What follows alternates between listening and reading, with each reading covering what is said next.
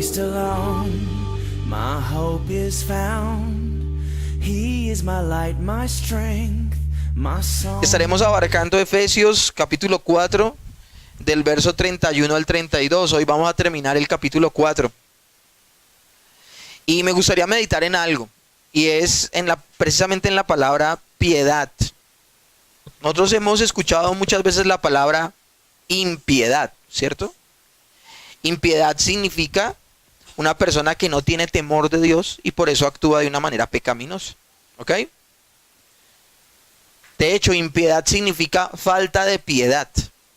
Cuando hablamos de piedad, estamos hablando de todo lo contrario a la impiedad. Si es una persona impía es alguien que no tiene temor de Dios. Entonces una persona que tiene piedad, ¿qué es? Alguien que tiene temor de Dios, ¿ok? Y ese temor de Dios se exterioriza en los demás, en sus relaciones con los demás. Y ese es el tema del día de hoy. Ese es el tema precisamente del día de hoy. Pero me gustaría meditar también en que la santificación en la vida cristiana tiene dos características. La santificación debe ser radical y debe ser amplia.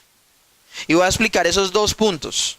Radical, porque actividades que antes realizábamos en nuestras relaciones son inaceptables. En la vida de alguien que profesa a Cristo debe cambiar su dinámica de relacionarse con los demás. Es por eso que el apóstol Pablo utiliza palabras como desechar, tirar, botar, desprenderse de. Y hemos hablado de desprendernos de la mentira, desprendernos de la ira, desprendernos del robo y desprendernos también de las malas palabras. El apóstol Pablo dice, el apóstol Pablo no dice, poco a poco dejen de ser mentirosos. No está diciendo, poco a poco dejen de ser iracundos. Tampoco está diciendo, empiecen a robar menos y gradualmente serán honrados. Tampoco está diciendo, dejen poco a poco de usar malas palabras. Lo que ha dicho el apóstol Pablo es, no lo hagan más. Punto, se acabó. Algo radical. Es en ese sentido que la vida cristiana, la santificación en la vida cristiana mejor, es un acto que radical. Mateo 5, 29 al 30 dice, por tanto, si tu ojo derecho te es ocasión de caer, ¿qué? Sácalo y échalo de ti, pues mejor te es que pierdas un miembro y no que con todo tu cuerpo seas echado en el infierno. Y si tu mano te es ocasión de caer, córtala y échala de ti, pues es mejor que pierdas uno de tus miembros y no que tu cuerpo completo sea echado en el infierno. Este texto nos deja ver que la santificación al interior del creyente es un acto que radical. Es un acto que debemos desarraigar de inmediato. Y también otra característica es que es un acto amplio, es decir, total. Y nos referimos es al sentido de alcance, porque los ejemplos que trae el apóstol Pablo son esos, solo ejemplos. Porque no solamente se refiere a que tenemos que cambiar en nuestro robo, en nuestras malas palabras, en nuestra ira y en la mentira, sino en cada aspecto de nuestra vida. Alguien puede decir, no, es que en eso yo no cambié, porque el apóstol Pablo en Efesios capítulo 4 no lo nombra. No, pues si no lo nombra es sencillamente porque él cogió algunos ejemplos. Pero la santificación al interior nuestro no es solamente radical, un acto inmediato. No solo en estos aspectos, sino en cuáles aspectos de nuestra vida. En todos los aspectos de nuestra vida. Efesios 4:31 dice, quítese de vosotros toda amargura, enojo, ira, gritería y maledicencia y toda malicia. Y ya luego les voy a leer el otro verso. Pero me llama la atención que esto de quítese toda amargura, enojo, ira, gritería, maledicencia y toda malicia es una cadena de situaciones que ocurre por no hacer algo. Es una cadena de situaciones que ocurren en el creyente, porque pueden ocurrir en el creyente. Recuerden que esta carta está siendo escrita ¿a quiénes? A creyentes. Esta carta no es escrita a incrédulos, no es escrita a paganos. Son a los discípulos, a los creyentes, a los hermanos de las iglesias del Asia Menor. Entonces, puede que al interior del cristianismo haya amargura, enojo, ira, gritería, maledicencia y malicia. Y lo que está diciendo el apóstol Pablo es quítense. Pero me gustaría ver eso como un bloque. Porque una situación que no hacemos va a concadenar todo esto. Y casi siempre cuando se permite una, desencadena las demás. ¿Estamos comprendiendo? Esa palabra toda cobija no solo la amargura, sino también cobija al enojo, a la ira, a la gritería, a la maledicencia, a la malicia. Y por eso inicia y finaliza con esta palabra, toda. Quítese de vosotros toda amargura, enojo, ira, gritería, maledicencia y toda malicia. ¿Sí? El apóstol, utilizando el método que ya ha venido haciendo y que lo hemos expresado durante predicaciones anteriores, expresa aquello que se debe desechar, que es la parte negativa. También después habla de la parte que debemos cultivar, o sea, la parte positiva. Y también da la base escritural o bíblica, la parte teológica de por qué debemos actuar como actuamos. O sea, por qué debemos desechar lo que desechamos y por qué debemos abrazar una nueva actitud. También hemos aclarado tiempo atrás que el cristianismo no es una actitud pasiva de dejar de hacer, sino que inmediatamente que dejamos de hacer, ¿qué tenemos que hacer? Actuar de manera completamente, opuestamente, diametralmente diferente. O sea que el cristianismo no es dejar de hacer. El cristianismo es que inmediatamente dejas de hacer, abrigas la actitud completamente contraria. Y eso demostrará piedad en tu vida. ¿Ok? Pero el día de hoy, Pablo va a concluir estos ejemplos añadiéndole otra cosa a la ecuación que ya ha venido haciendo. Ya no solamente va a hablar de lo que hay que desechar, la nueva actitud que hay que abrazar y el porqué de hacerlo, sino que ahora concluye estos ejemplos proclamando un principio. O sea, debe haber un principio en la vida del creyente para darle un nuevo norte a su vida. Y el principio es una disposición piadosa hacia el hermano que te ha ofendido y que te ha hecho daño. Ese va a ser el principio. ¿Ok? Lo hemos hablado en predicaciones pasadas. Por ejemplo, el que robaba, ya no robe más. Inmediatamente, ¿qué tiene que hacer? Trabaje. Y yo te pregunto, el que robaba ¿para qué? Para tener, ¿cierto? Pero hacemos algo si trabajamos para tener. De pronto la motivación puede ser la misma. Sencillamente cambiamos una dinámica, pero la motivación seguirá siendo la misma. ¿Qué era lo que nos motivaba la escritura? Tener para poder, ¿qué? Compartir, dar. O sea que ya mi motivación de trabajar no es tener, sino es dar. Por eso el principio que está acuñando aquí al día de hoy el apóstol Pablo es amar al prójimo. Amar al prójimo. Una disposición piadosa hacia el hermano. En este caso, el hermano que pecó contra mí. Porque hoy vamos a hablar del perdón. Amén. Pero en general, en todo lo que se ha tratado y en cada área de tu vida, tú muestras una actitud piadosa cuando en primera instancia piensas en los demás. Amén. La palabra clave aquí, precisamente en este principio que nos está dando el apóstol Pablo en este versículo, es disposición. Una disposición piadosa. Es decir, el principio que dará el apóstol Pablo no solo se enfoca en hechos o en actos. Cuando hablamos de una disposición, es que el interior del cristiano, su disposición y su motivación debe estar siempre presta a bendecir al otro. Un deseo de hacer el bien al hermano en la fe. Así sea este hermano en la fe el que nos hizo daño. ¿Ok? Porque les tengo noticias. Aún al interior de la iglesia puede que alguien nos haga daño. La iglesia de Dios es perfecta porque Dios está en ella. Y es imperfecta porque tú y yo estamos en ella. Efesios 4:31 entonces. Quítense de vosotros toda amargura, enojo, ira, gritería, maledicencia y toda malicia. Una vez más, aquí nos encontramos con lo que está indicando Pablo que debemos deshacernos. Una acción definitiva. Quítese. En otras palabras, la amargura y lo que ella desencadena no deben hacer parte de la vida del cristiano en sus relaciones. Les tengo noticias. Tú y yo vamos a pasar por momentos difíciles en nuestra vida como creyentes. El hecho de que hayamos conocido a Cristo no quiere decir que no vengan momentos difíciles. Pero ¿cómo yo afronto esos momentos difíciles? Y cuando hablo de afrontar momentos difíciles, es que tal vez alguien al interior de la iglesia puede defraudarte. Alguien al interior de la iglesia que ames mucho puede fallarte. Puede cometer un pecado contra ti.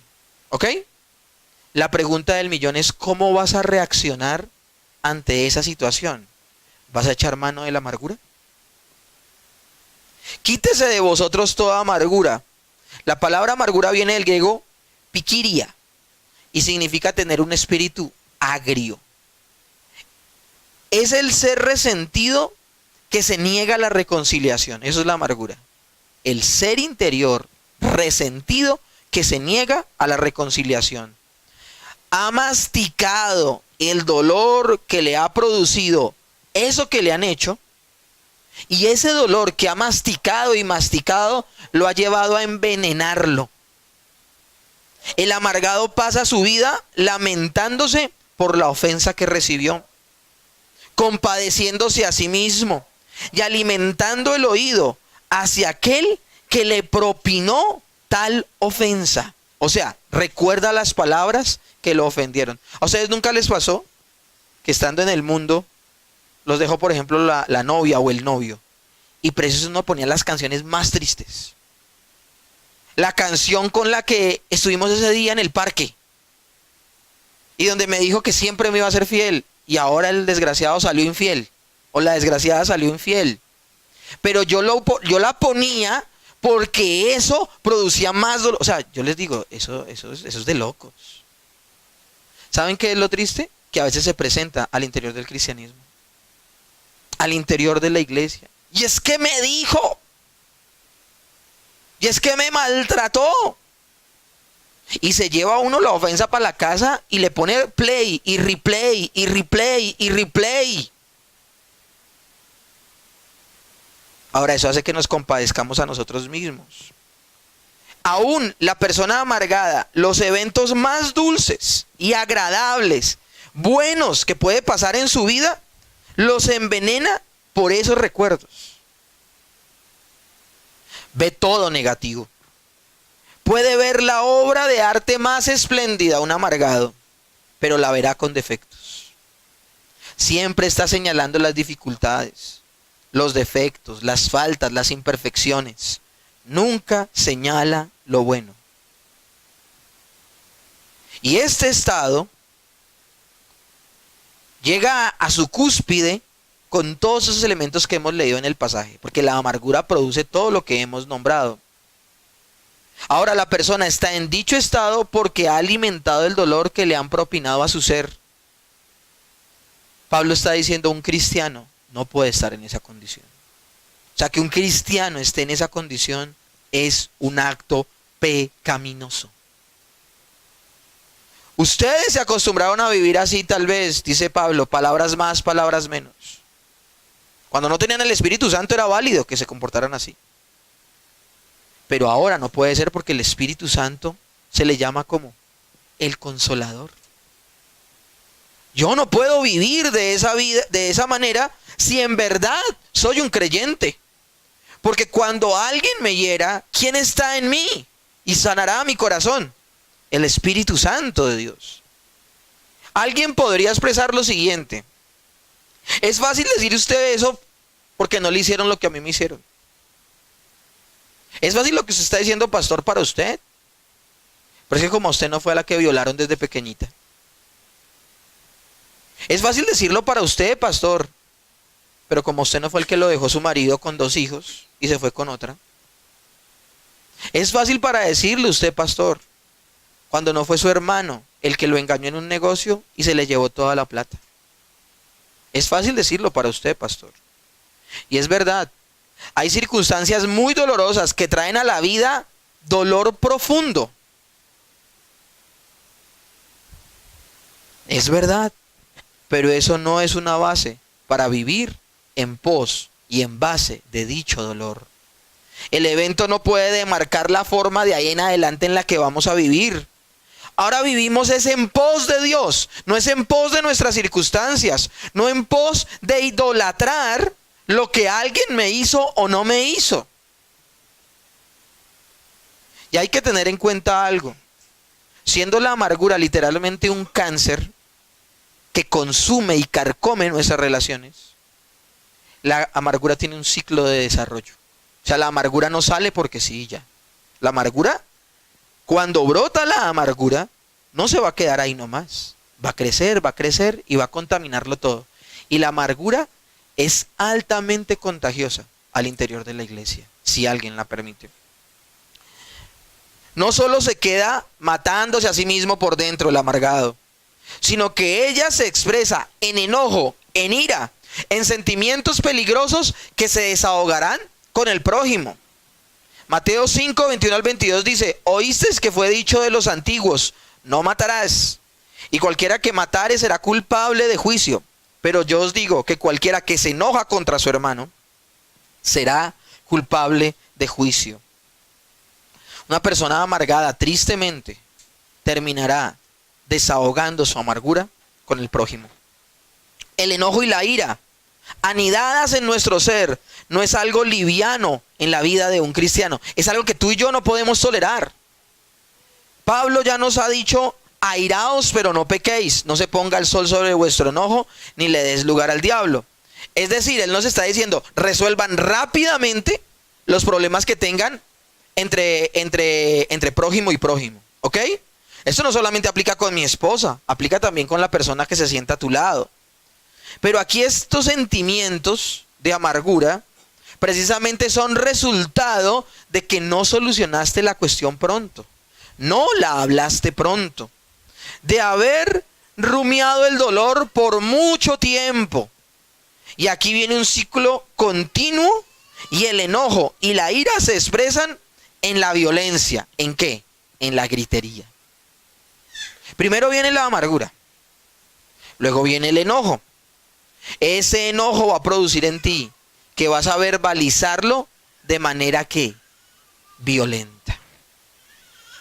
Para el impío es lo más normal del mundo la gritería y la ofensa. Es lo más normal. Pues que nosotros no somos impíos, somos creyentes. El descontrol en un cristiano que grita improperios es otro absurdo. Es una incoherencia de lo que dice ser esa persona. Eso se convierte en una afrenta a la bendita persona del Señor Jesucristo, a su iglesia. Y es el aval de que el nombre de Dios sea blasfemado. Y miren, no es que un cristiano no pueda expresar sus emociones, pero siempre deben ser en un marco de respeto y de autocontrol. Una vez, terrible, peleando con mi esposa y gritando, y ¡ay! No sé qué, y se levantaba la voz. Mi esposa no estaba gritando, el que estaba gritando era yo. Y en ese momento entró la llamada del pastor Gabriel. Y yo acababa de decirle a ella: es que yo hablo así, no puedo hablar de otra manera. Y tan pronto entró la llamada del pastor Gabriel, yo bajé la voz y le dije: hola pastor, ¿cómo estás? O sea, sí podía. Ahí nos dimos cuenta que necesitábamos consejería. Y precisamente nos tocó bajar la guardia, dejar de tener una lista de cosas en contra de Adriana, de mí y yo de ella. Una lista que nos la pasábamos día a día rumiando, masticando. El sol se había puesto sobre nuestro enojo muchas veces y no estábamos comportándonos como creyentes.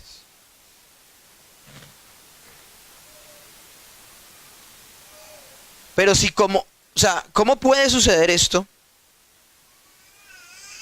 Sucede porque yo lo permito en mi corazón, lo tolero y lo veo como algo normal. Pues si mis hermanos, no es normal.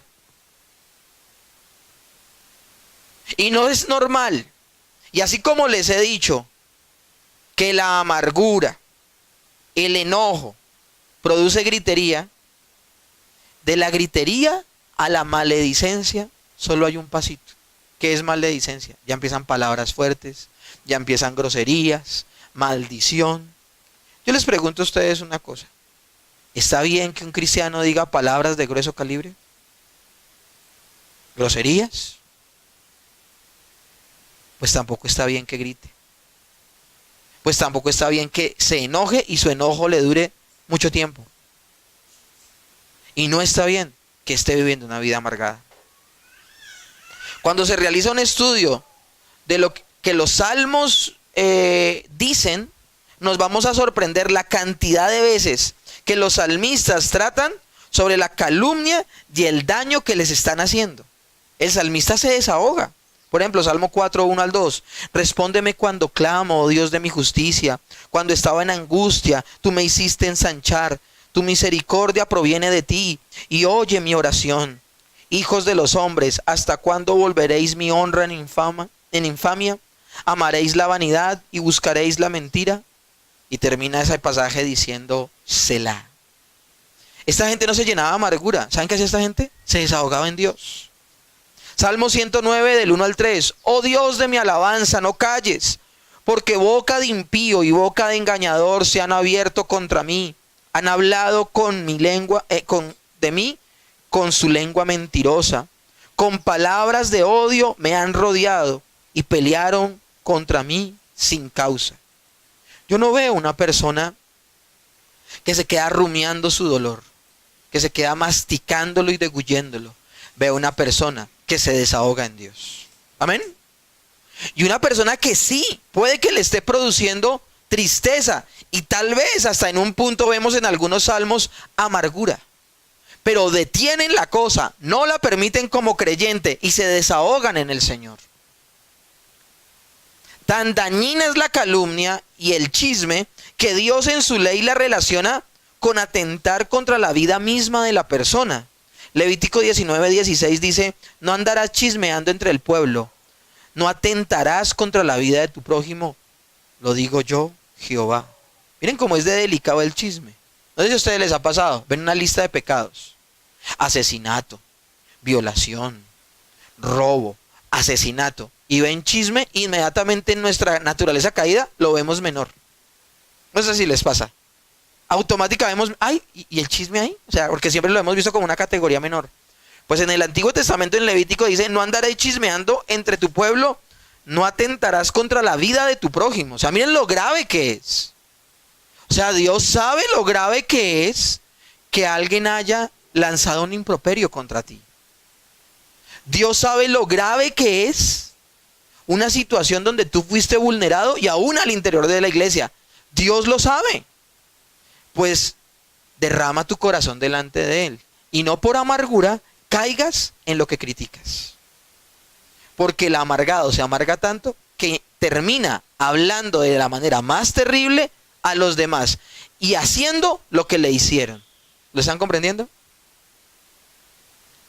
La palabra que utiliza Pablo es la palabra griega blasfemia y es muy diciente. O sea, la palabra griega que usa Pablo para chisme es blasfemia. Ahí sí vamos a entender lo grave que es. ¿Y por qué? Quien habla mal del prójimo, quien es imagen de Dios, ¿contra quién está hablando entonces mal?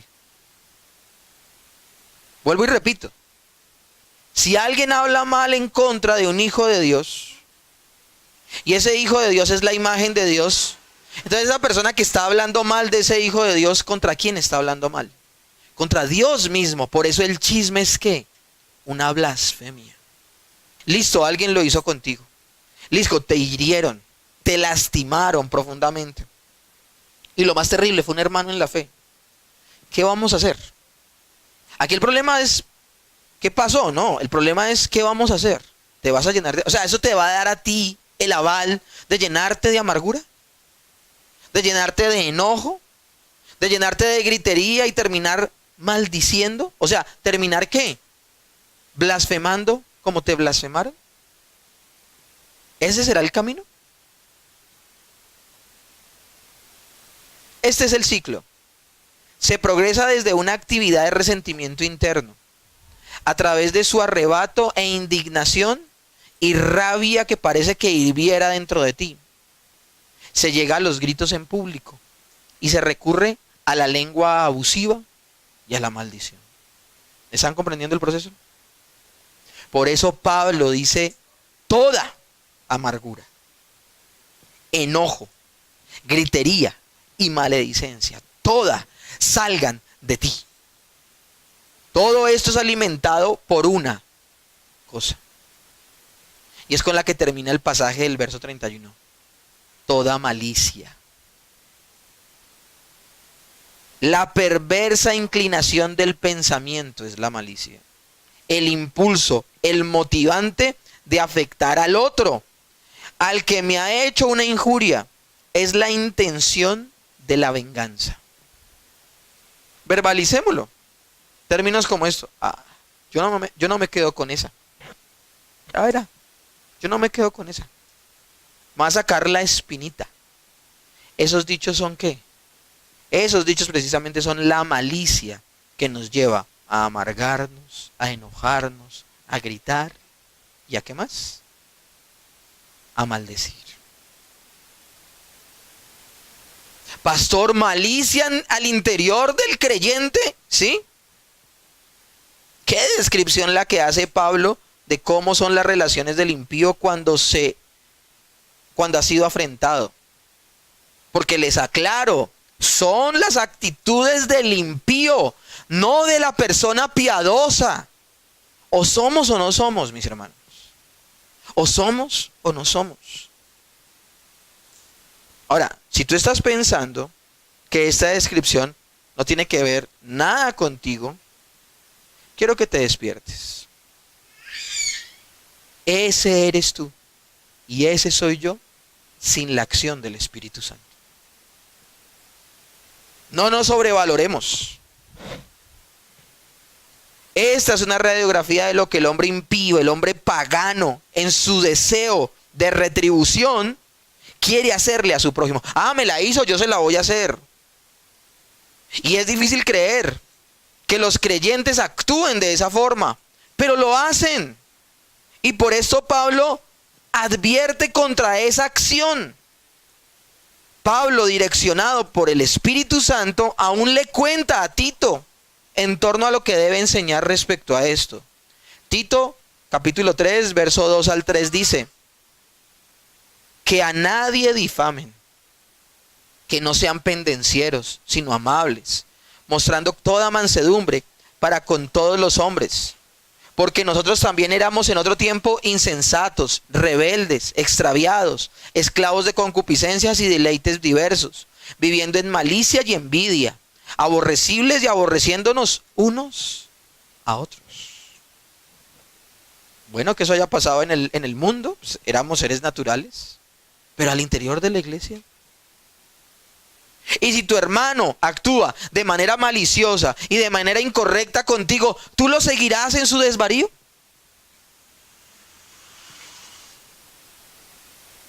Así que esto no está tan lejos de ti ni de mí. Posiblemente ha descrito tu sed de retribución y de venganza que en algún momento has albergado en tu corazón. Y diciéndote a ti mismo, tengo razones de estar así. Es más, puede ser muy cercano si no te has ocupado de tu salvación con temor y temblor. Es decir, en tu santificación que también debe afectar tus relaciones interpersonales. La santificación no es solamente dejar de hacer ciertas cosas, vuelvo y les repito. La santificación también se tiene que ver evidenciada en nuestras relaciones con los demás. Muchas vidas se han destruido por albergar la amargura y la falta de perdón en su ser. Y más triste y más terrible cuando esa persona dice ser creyente. Quítense de vosotros, dice el verso 31, toda amargura, enojo, ira, gritería y maledicencia y toda malicia. El deseo de venganza no es un aspecto en la vida del cristiano y en sus relaciones. O sea, no es una opción para el cristiano, la venganza. Porque la venganza rompe la comunión con los creyentes, debilita la iglesia y mancha el honor de Cristo. ¿De qué te sirve a ti predicar el evangelio cuando no se ve ninguna diferencia en tu estilo de vida? Efesios 4:17 ya ha hablado de esto. Esto pues digo y requiero en el Señor, que no andéis como los otros gentiles que andan en la vanidad de su mente. Ahora, muchos piensan que la santificación de la vida cristiana en torno a las relaciones es algo de segunda mano o que no tiene tanta importancia como actos puntuales que debe dejar el creyente. Piensan, he cumplido, ya no odio, ya no mascullo el dolor. De hecho, tan así no me importa lo que me hizo que ni me importa él. Hay gente que dice, sí, yo perdono y olvido. Yo olvidé tanto que ya me hasta olvidé de él. Van a la misma iglesia y no se hablan. Para un pagano es digno de aplaudir esa condición. Ay, mire, listo, lo perdonó, bueno, y ya. Pero de ahí en adelante las perdió conmigo. Listo, para una persona impía puede que sea válido, pero no así para un cristiano. La única manera en que un cristiano cambia dicha indisposición, dicha amargura hacia su prójimo, es creando una disposición piadosa. ¿Y cuál es la disposición piadosa? Es decir, una disposición benevolente de misericordia hacia aquel que te hizo daño. Acuérdense que estamos hablando, según la dinámica de Pablo, desechar, y en el momento que desechamos nos revestimos de otra actitud. Entonces acá lo que nos desechamos es de amargura. Nos desechamos, estamos desechando de nosotros el hecho de guardar resentimiento contra esa persona. Pero si sencillamente yo no guardo resentimiento y esa persona murió para mí, yo no estoy haciendo la segunda parte, que es revestirme de una actitud diferente. Por eso Pablo continúa con el aspecto positivo en esta dirección. El verso 32. Antes, sed benignos unos con otros, misericordiosos, perdonándonos los unos a los otros. Antes de poner el sentimiento de amargura, debo poner una vida piadosa con respecto a ese hermano que me falló. Y hay dos características cristianas que conducen a esa acción de perdón. Ahora, estas dos características que voy a nombrar a continuación son virtudes o características que al practicarlas nosotros imitamos atributos de Dios y estaremos logrando ser la imagen de Dios. Amén. Y por eso se los aclaro, porque eso va a darle más cuerpo y te va a dar más motivos para que lo hagas en un momento de conflicto. Amén. Imitarás a Dios y sus atributos, serás la imagen de Dios si haces esto en medio de un momento de situación difícil con un hermano. Primero es la bondad y segundo es la misericordia. Esas dos, tanto la bondad, que es buscar lo bueno para la otra persona, y la misericordia, que es pasar por alto su afrenta, son dos actitudes que son atributos de Dios. Seremos su imagen al practicarlo. Pero segundo, ellas nos van a impulsar a perdonar. Es por eso que en el versículo 1 del capítulo 5 que veremos las siguientes semanas, Pablo dice lo siguiente: por tanto, imiten a Dios.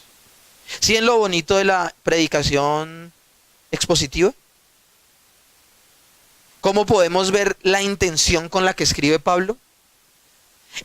Ya acá terminamos el capítulo 4 hoy, pero cuando veamos el capítulo 5, él va a comenzar diciendo, como ya nos toca tener una vida dinámica de práctica cristiana, todo el tiempo que hagan, imiten a Dios. No tenemos que comportarnos como en el pasado, cuando alguien nos hacía daño.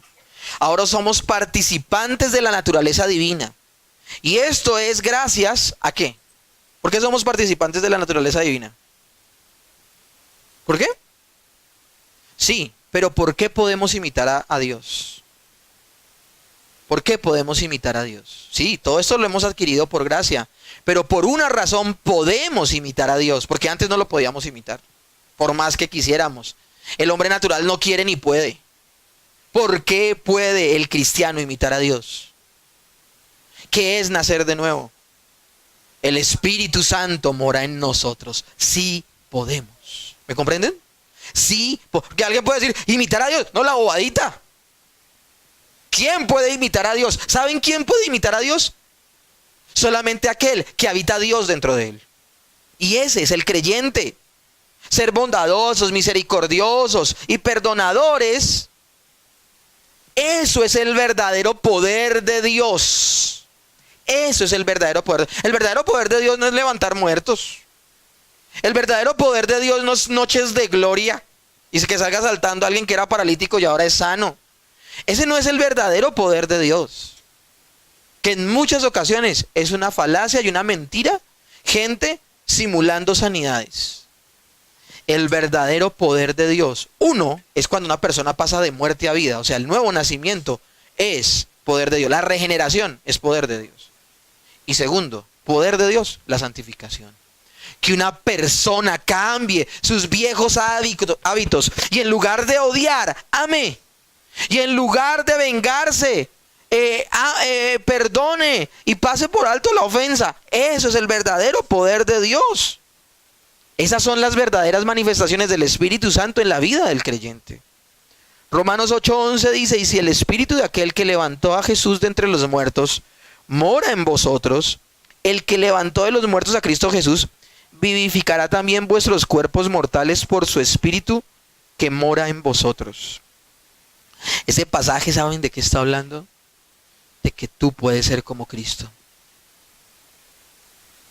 Eso es poder. Efesios 4, del 31 al 32. Quítese de vosotros toda amargura, enojo, gritería, maledicencia, toda malicia. Antes sean benignos los unos con los otros, misericordiosos, perdonándonos los unos a los otros. John MacArthur dice algo que me llama poderosamente la atención acerca de este pasaje que acabo de leer.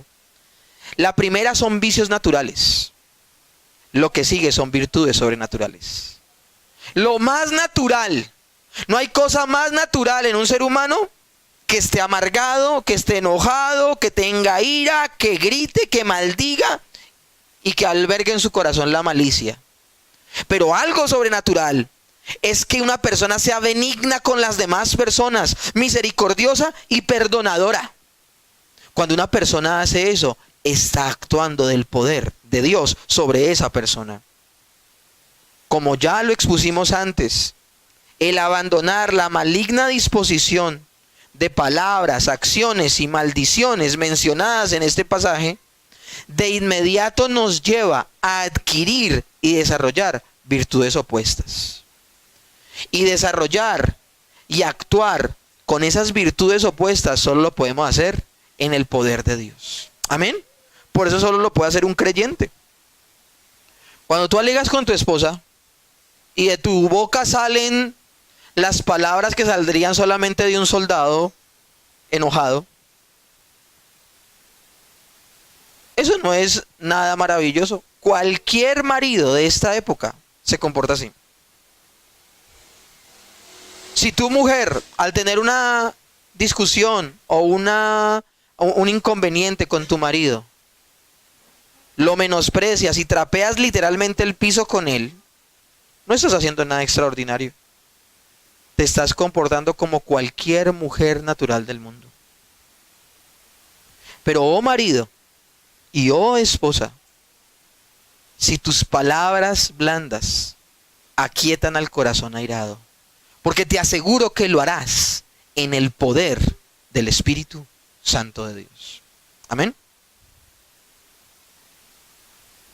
Somos responsables con el cuerpo de Cristo. Soy responsable con la iglesia, es decir, la congregación local donde el Señor me ha colocado. Debo yo desarrollar estas virtudes para que la iglesia tenga unidad, no división. Pablo está centrado en la unidad de la iglesia, y un espíritu amargado y de resentimiento puede ser muy peligroso al interior de la congregación. Miren lo que dice Hebreos 12, del 14 al 15, con ese sentimiento de amargura. Seguid la paz con todos y la santidad, sin la cual nadie verá al Señor. Mirad también, no sea que alguno deje de alcanzar la gracia de Dios, que brotando alguna raíz de amargura os estorbe y por ellos muchos sean contaminados. ¿Se acuerdan que les decía al principio de la predicación que la amargura es altamente contagiosa? Ahí está el pasaje. Las virtudes que han de florecer en la vida del creyente son totalmente contrarias. Ser benignos. Y benigno significa ser bondadoso. Acuérdese que estamos imitando a Dios al ser benignos. ¿Y qué es ser bondadoso? Buscar el bien de la otra persona. Lo enteramente opuesto a la malicia, que es buscar la maldad, hacer la maldad a la otra persona, es hacer el bien al prójimo. A pesar de lo que el prójimo te haya hecho a ti, independientemente de que te haya hecho mal. ¿Qué dice Pablo en otra carta? Que cómo venzamos el mal. ¿Haciendo qué? El bien. Esto es posible, ¿por qué? Que tú vas a decir, pues que es imposible que yo bendiga al que me maltrató. No, no es imposible. Para ti como creyente no es imposible. Es imposible para el hombre natural, el ser natural que no tiene el Espíritu Santo. Pero tú teniendo el Espíritu Santo, tú puedes hacerlo. Es posible porque el Espíritu Santo habita en nosotros.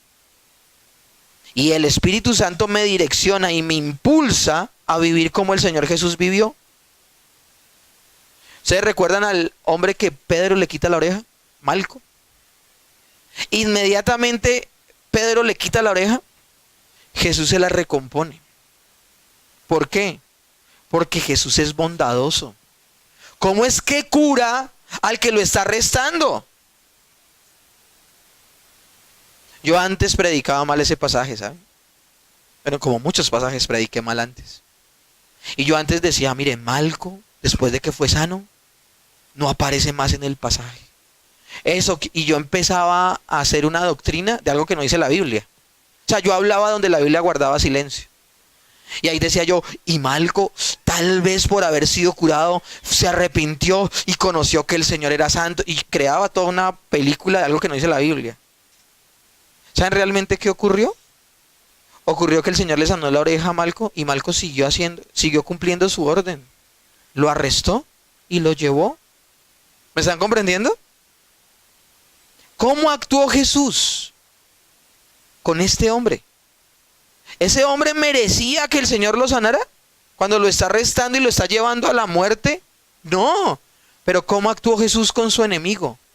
Actuó con él de manera bondadosa.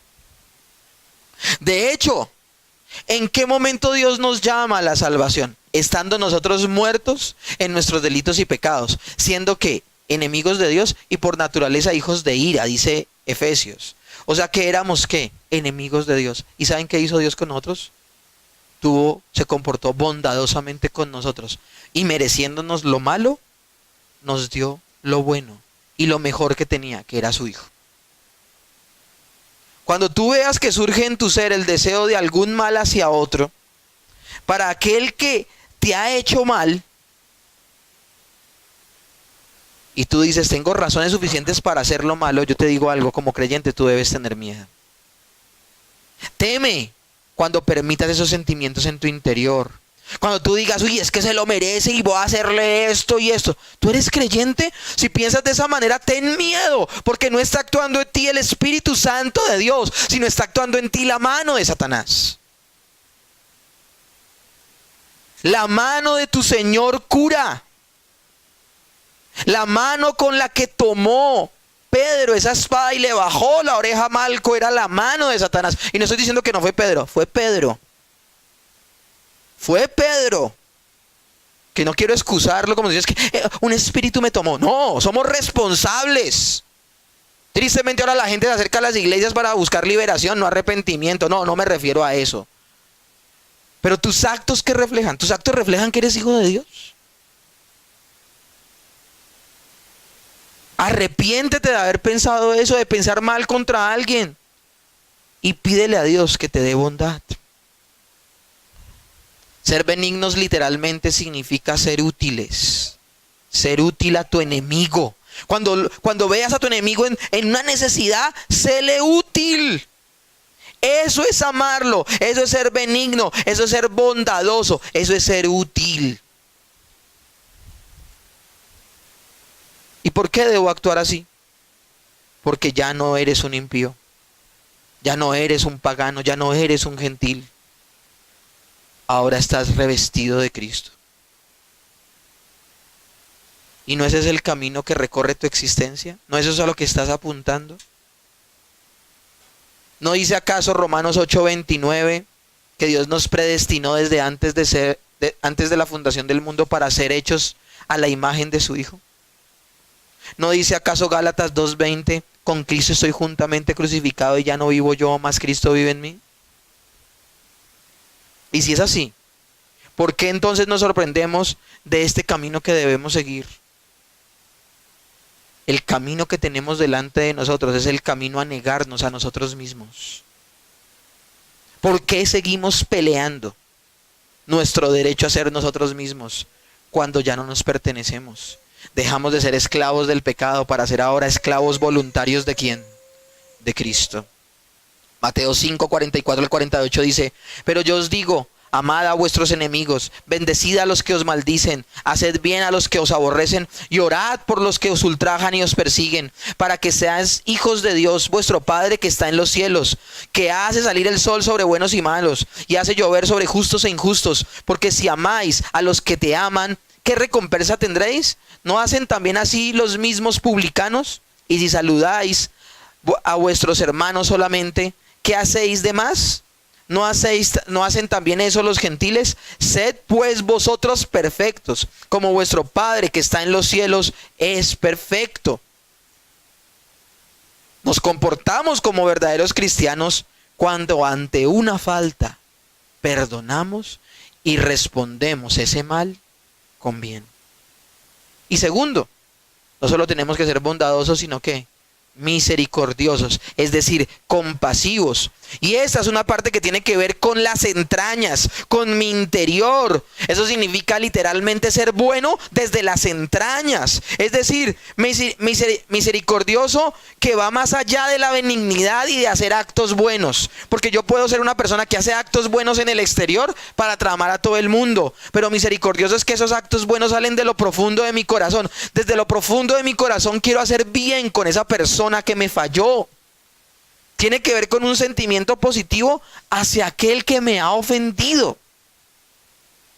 ¿Cómo es posible que podamos llegar a ese nivel? Pastor, comenzaba esta predicación y lo primero que pensé, no es posible. Pero bueno, usted me dice que sea bondadoso. Bueno, listo, lo voy a hacer. Pero en principio puede ser un acto externo. Ahora me está pidiendo que sea de corazón y de entrañas. Es que si no es de corazón y es de las entrañas, es una patraña. Es que si no es un acto honesto y sincero de tu parte, será un trapo de inmundicia. Y claro que es posible. Miren, no les voy a dar un ejemplo de Jesús. Voy a darles un ejemplo de un discípulo de Jesús. Hechos 7:60. Esto le pasó a Esteban cuando lo estaban apedreando. Lo estaban matando. Se estaba muriendo porque le estaban literalmente asesinando en la plaza pública. Y miren la oración que hace Esteban por sus verdugos. Señor, no les tomes en cuenta este pecado. Y habiendo hecho esto, durmió. Y ustedes escuchan el discurso que da Esteban minutos antes de que lo apedreen. Un discurso muy parecido a la oración que hicimos hoy de Nehemías. Él habla del recuento de todo lo que ha pasado en la vida del pueblo de Dios hasta que llegó Cristo. Y les habla exhortándolos, les está llamando la atención, los está conduciendo al arrepentimiento. Y en lugar de arrepentirse, ¿ellos qué hacen? Lo apedrean. Y mientras está muriendo, desde sus entrañas, él hizo una oración. Señor, perdónalos. No les tengas en cuenta esto. Porque no hay otra manera en que se pueda manifestar y expresar un creyente. ¿Sabes por qué lo hizo Esteban? Por la acción del Espíritu Santo que lo iluminó en esa verdad. La misericordia surge de la conciencia de quién es el hombre. Esteban clamó de esa manera porque él sabía que sería uno con una piedra en la mano apedreando a un profeta, si no fuera por la misericordia de Dios que le permitió tener a su Espíritu Santo. ¿Me comprenden? Cuando tú voluntariamente eres bueno con el que te lastima, tú le estás gritando a él yo también era como tú. Por eso entiendo tu condición, pero ahora tengo a Cristo y no me puedo comportar de esa manera. Amén. Misericordioso y clemente es Jehová, lento para la ira y grande en misericordia. La misericordia y la bondad son atributos de Dios. Y hago muy bien en imitarlos. Y puedo hacerlo porque el Espíritu Santo está conmigo. Tercer atributo, perdonándonos unos a otros, dice también el apóstol Pablo en el pasaje. El perdón es esa capacidad de pasar por alto la afrenta. Entiendo que sea difícil para el impío perdonar, pero para el cristiano debe ser un ser que se acostumbra, de hecho, su estilo de vida debe ser un estilo de vida de perdón, de pasar por alto la ofrenda. Mateo 6, del 9 al 12 dice, cuando el Señor les enseña a orar a sus discípulos, dice, y perdona nuestras deudas, así como nosotros perdonamos a nuestros deudores. Y muy inquieto Pedro con esta situación del perdón, le pregunta si había límites en el perdón. Entonces se le acercó Pedro y le dijo, Señor, ¿cuántas veces debo perdonar a mi hermano que peque contra mí? ¿Hasta 7? Siendo él muy generoso. ¿Hasta 7? Jesús le dijo, no te digo 7, sino aún 70 veces 7. 7 por 7, 49. Y eso por 7, y eso por 7, y eso por 7, y eso por 7. Dicen los matemáticos que saben al respecto que ese número no tiene cálculo. Es un número incalculable. ¿Están comprendiendo el punto? ¿Están comprendiendo el punto? Así sea un resultado matemático u otro, estamos llamados a tener un estilo de vida que se caracterice ¿por qué? Por el perdón.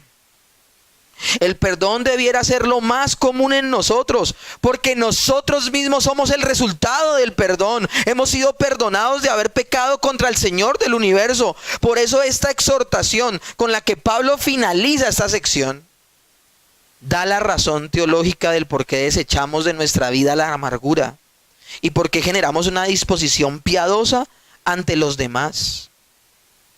Esa es la razón teológica. ¿Con qué derecho yo odio y retengo el perdón que le puedo dar a una persona si Dios no retuvo el perdón hacia mí? Si tu perdón se logra por el precio tan alto de la muerte de Cristo en la cruz, la sangre del Señor Jesucristo,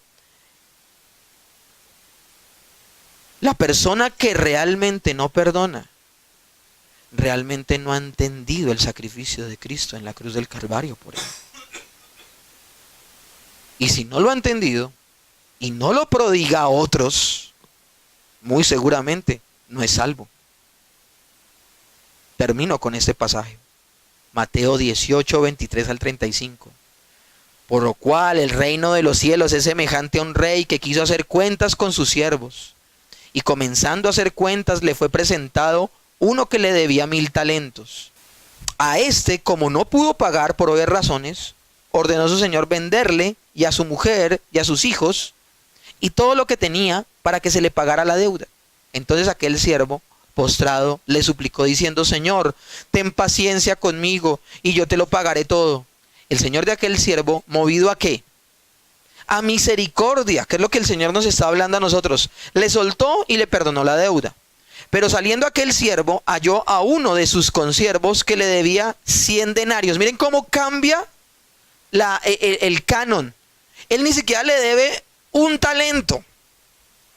100 denarios no es ni siquiera el 1% de un talento. Vuelvo y te repito.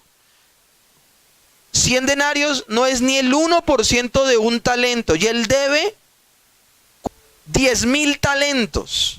O sea, ¿tiene alguna esperanza él de que con esa deuda que le pague su consiervo le pague a su señor?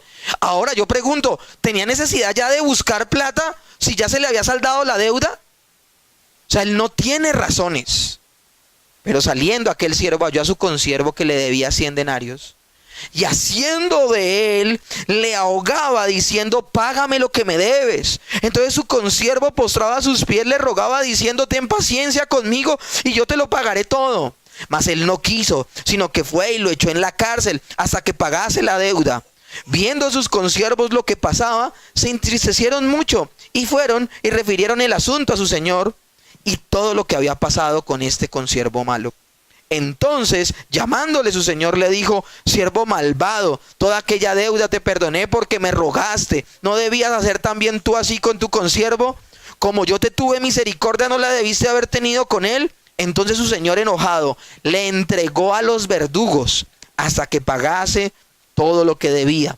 Así también el Padre Celestial hará con todos vosotros si no os perdonáis de todo corazón, desde las entrañas, a su hermano sus ofensas.